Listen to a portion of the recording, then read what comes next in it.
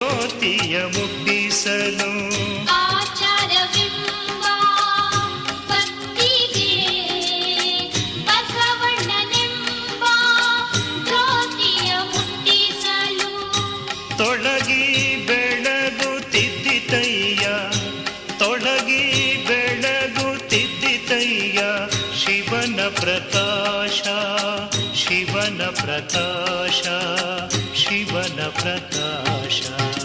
ಕಲ್ಯಾಣವೆಂಬ ಪ್ರಣತೆಯಲ್ಲಿ ಭಕ್ತಿರಸವೆಂಬ ತೈಲವನೆರೆದು, ಕಲ್ಯಾಣವೆಂಬ ಪ್ರಣತೆಯಲ್ಲಿ ಭಕ್ತಿರಸವೆಂಬ ತೈಲವನೆ